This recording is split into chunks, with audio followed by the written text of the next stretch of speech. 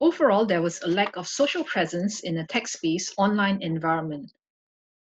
For instance, the lack of face-to-face interaction was a major turnoff for a student who preferred in-person interaction and decided to skip at least 2 online lessons. Also, the lack of physical movement made the online lessons less engaging. One student found online tutorials mentally draining due to a disrupted daily routine and also due to the blurring of boundaries of a learning environment where the bedroom becomes the classroom. In a text-based discussion, some students may lose attention easily as the instructor cannot see and monitor what the students are doing, as when in a physical classroom. Also, there was lack of small group discussions to build open communication.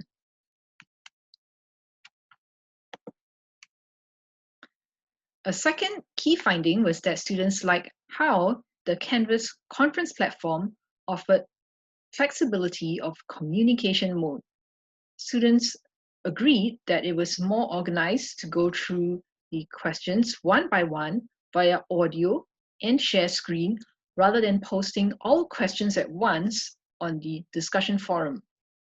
Students also found that the live chat was convenient for posting short answers in an easy-to-view format compared to the discussion forum, as there was no need to refresh the web page to view the latest post, and hence there was less confusion in following the online discussion. Students cited the ease of communication via typing in the live chat, as more people can type at the same time rather than the video call where only one person can speak at a time. A third key finding was that audio communication mode enabled an increased sense of instructor social presence. Now, instructor social presence refers to social presence from an instructional communication perspective. It is, in essence, an overlap of social and teaching presence. So one student noted that it was easier for the instructor to give detailed feedback verbally as compared to typing live feedback in the discussion forum. One student preferred to hear the instructor's voice rather than having an all-text exchange. Another student felt that in being able to hear and see the instructor via video call, there was actually not much difference with being in the physical classroom. And lastly, from an instructor's perspective, it was easier to connect with students by setting the level of enthusiasm, making them feel welcome, and also to add humor to the discussion. And the last key finding that I would like to share is that students prefer not to turn on their video cam for various reasons. So this is what they said. They were not comfortable sharing their faces on the screen, as according to them, they were used to viewing the whiteboard or projector screen in the physical classroom.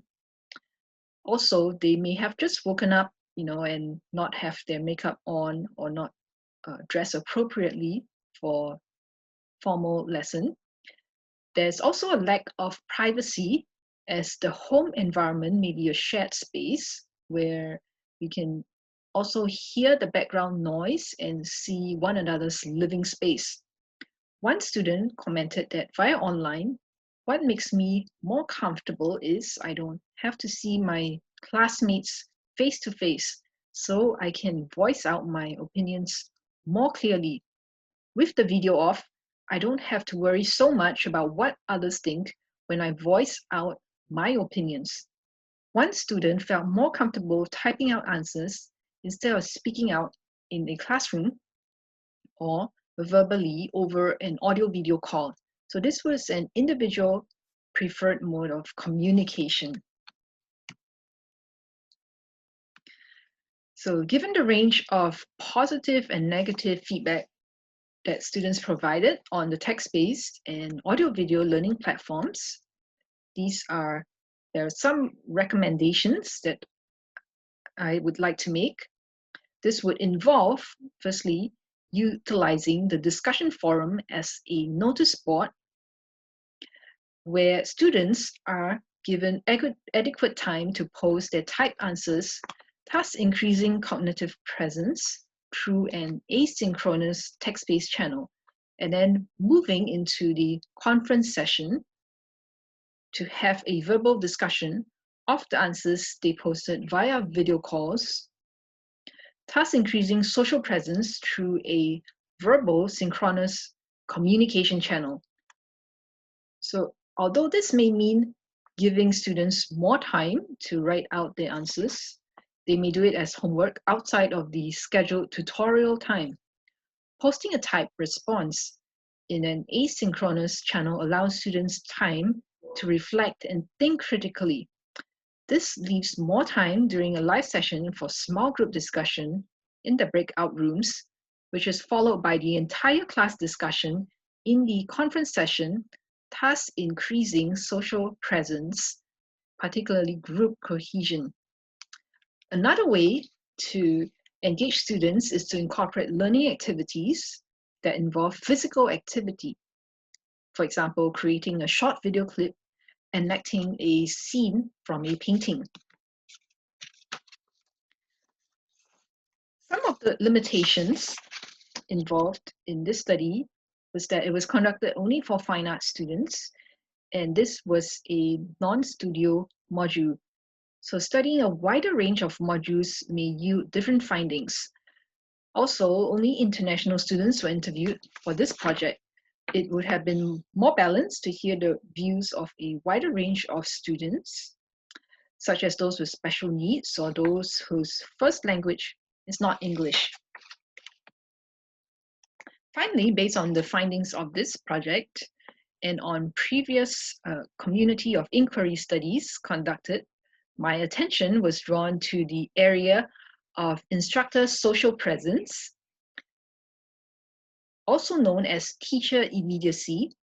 And researchers have acknowledged instructor social presence as a neglected component of the community of inquiry framework.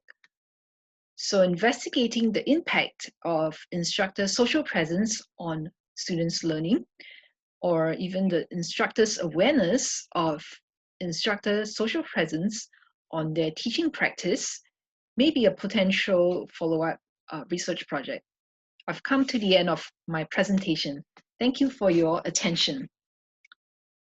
This is the bibliography